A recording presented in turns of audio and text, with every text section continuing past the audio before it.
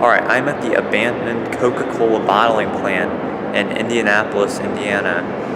So I'm here volunteering because this is a one-day event that they're letting people in today. I was here last week on like a docent tour, but it was rushed and I lost all my footage during the week. So I was planning to have like footage from both because I didn't get like enough. But I guess I have to do everything today. And it might be louder and like look less abandoned today because it's a public day. But anyways, this building is really cool. The original part was built in 1931 by the Younger brothers, and this was in operation until 1961. But this building is being transformed into like kind of like a shopping area. At least they're making use of it instead of tearing this down. But anyways, let's go check this out.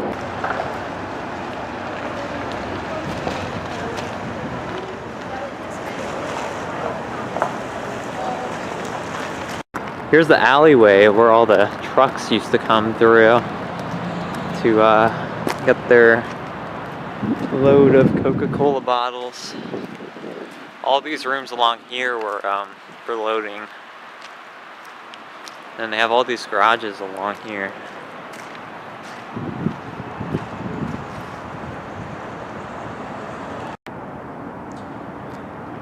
Here you can see one of the shipping ports.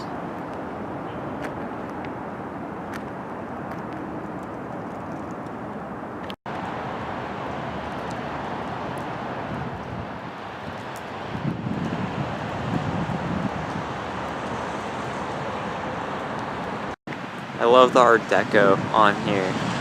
This building was designed by a local firm called Rubush and Hunter, and they made the really cool buildings on monuments, Circle, like the Columbia Club, Circle Theater, Circle Tower.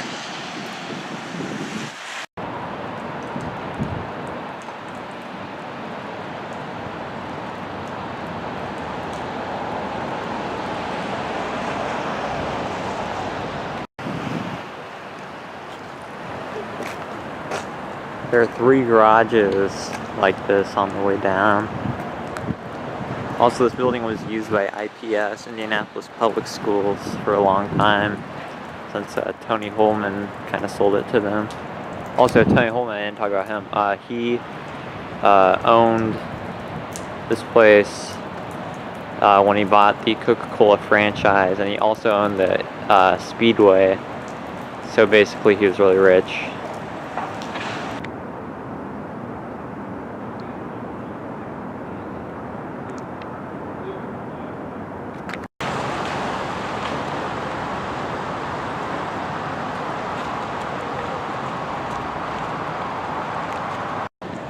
These garages are just too amazing. I love them so much.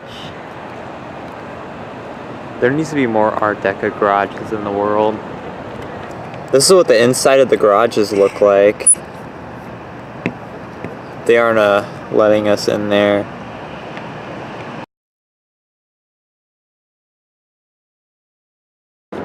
So this is the 1950s edition, and this was a bottling room. So to give some history on this building, the Younger brothers had just a soda bottling company near here. That building doesn't exist, but then they merged with Coca-Cola, and then this building was built in 1931, and then this is the like 1950 edition, and this whole complex covers 8 acres.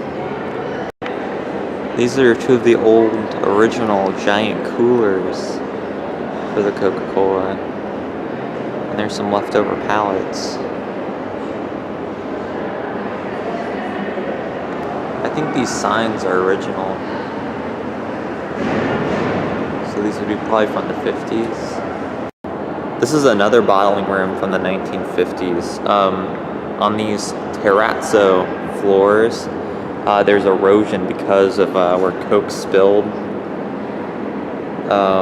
And then through the windows, I think these windows maybe, people could watch the bottling process from outside. And you can see there's like a food truck in there. But that's actually like the trucking area where they would put stuff in the trucks. Here's some old photos of the plant. They used to have a neon sign on top of the building, which would have been really cool to see.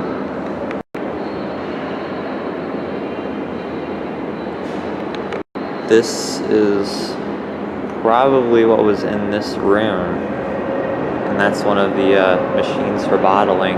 None of them are here anymore.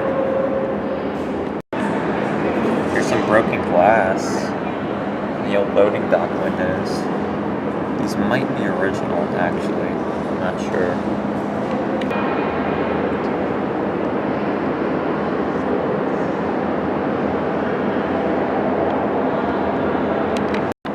There's some old parts in here. I don't know what they're from. That's cool. This looks like a car or truck lift or something.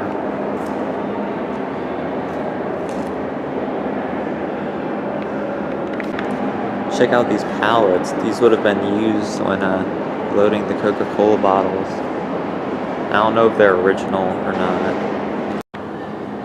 Here's an old locker room. I don't know if these lockers would have always been here, but IPS has like on and off used this building since the 60s.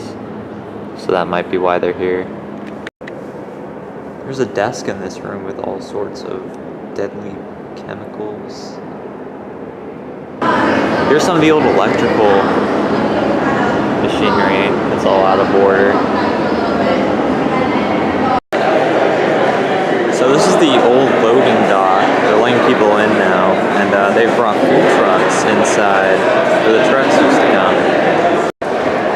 I seriously love this old water fountain. I think they are saving it.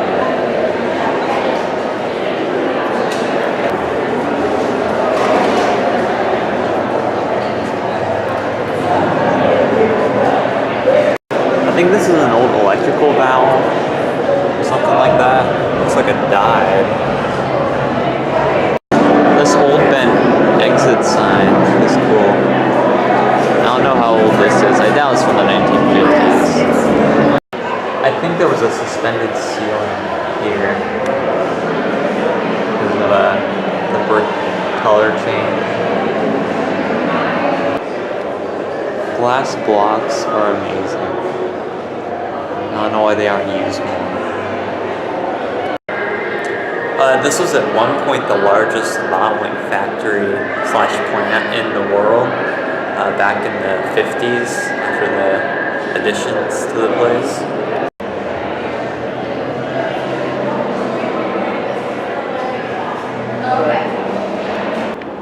Check out this old staircase.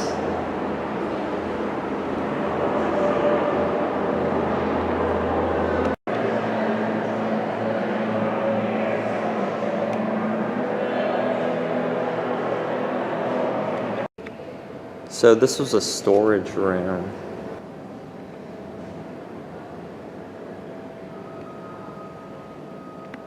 I think this would have been another big bottling room.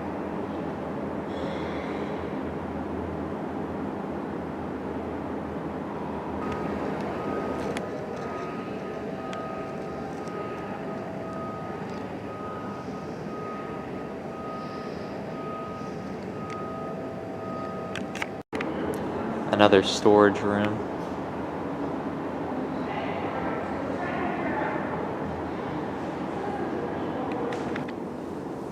I think these are old offices. Not of the executives because they had nice offices. This would have been other administrative work. I'm inside one of the offices. Look at this like tile damage here. Yeah, these are just rows. Boring offices. This is an original bathroom.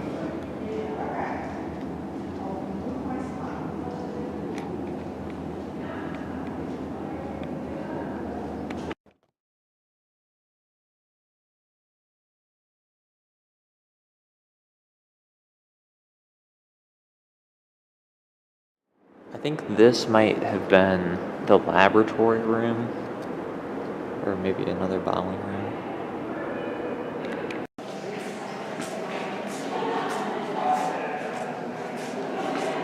No, it's the purpose of these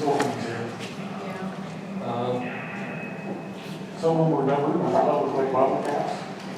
There is a pattern on the floor, all the ceiling. But it was, That's a lot of time. bigger than. It's gorgeous. But yeah, it's not a very, it's a time consuming and more expensive, process. So This room is still So Coca-Cola did leave this operation joining. But Hendrix has taken a lot of time to carefully plan this.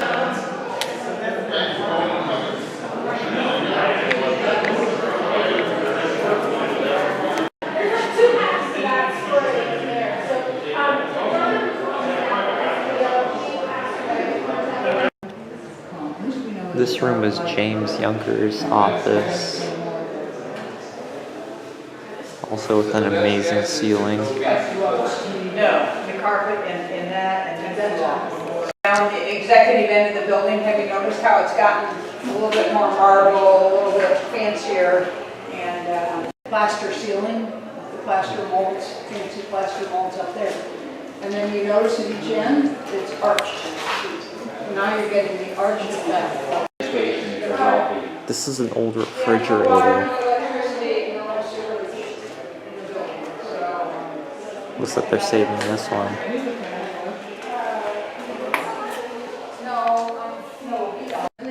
This was the Younker's fancy bathroom in between their offices.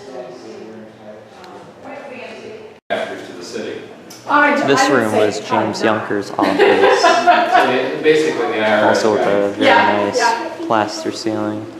Yep. Hi and welcome. Motor Speedway bought this building, and he purchased the Coca-Cola franchise at that time. And eventually, that's Speedway. There's the Coca. There's a pink tile bathroom. But the light pictures original is brushes on them, these are all brass hammers. They're sitting upright this way. This is covered by aluminum. You take the quartz chunks and the marble and the point glass. And this is the reception area with that awesome Art Deco chandelier. Marble or granite quartz, the creepy colors that you want to create. The chandelier is seriously so cool. And see there is a spiral staircase going down to the first floor.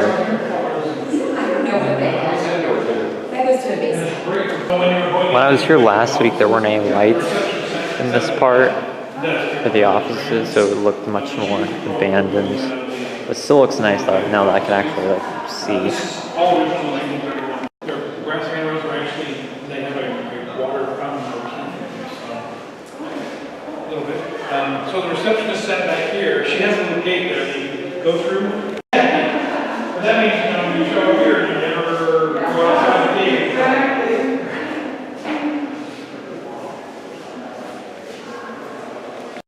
The fixture above the door is supposed to be like a Coke fountain.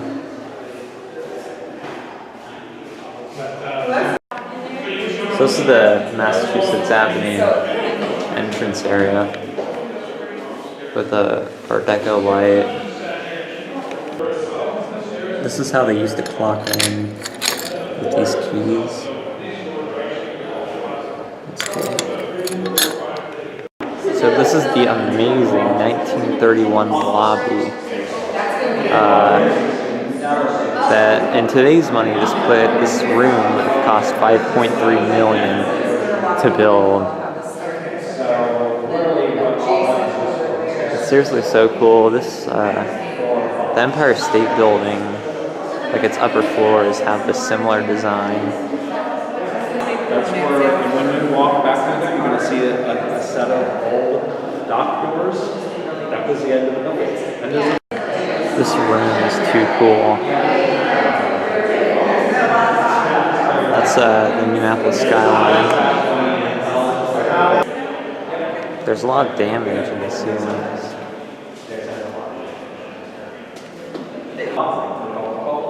And you can come up and you can get as close to you see this nuts as close to there. You also have outside. last week this room looked way different because all these wires were just hanging all over the place. They must have like picked them up and tied them up in the past week. I wish I saw my footage from when I was there last week because everything just looked more abandoned. You know, I'm kind of using the abandoned title for clickbait because it's not abandoned anymore, but... Oh, here's a old locker with its side broken out.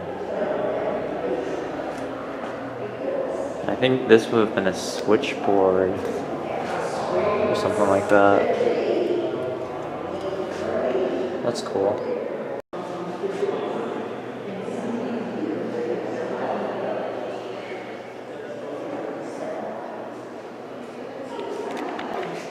So this room was the general office. Let's see in there.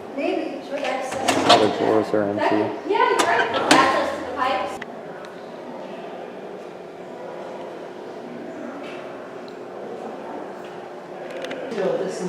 Yeah, the Yonkers Bottling Company was here.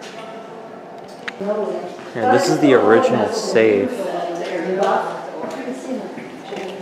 And back in the bathroom, in the closet bathroom, closet, you can see with whatever it is. So, this was added on, this was built. So these were some closets in the bathroom. So this is an old Westinghouse air conditioner. That's neat. This is a shipping and receiving area. These are cool Art Deco garages. They're double layered.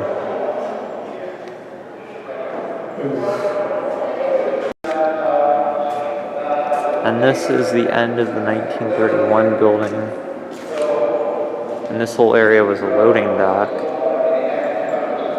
The giant glass block windows. This is a photo with all the trucks lined up here. Here's some massive freight doors.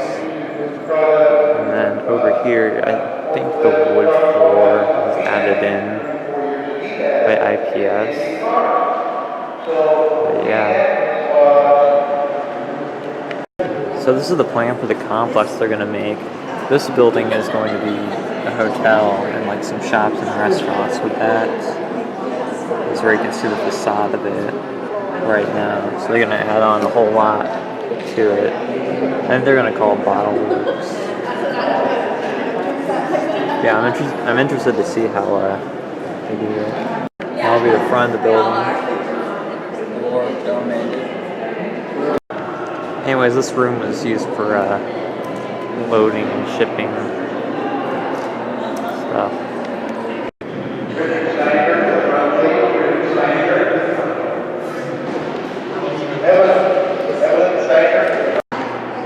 This was an elevator. It's cool. You can see the old license. So this was a freight elevator. Tony Coleman would take his antique cars up to the second floor using this. And he runs this to get the freight elevator running.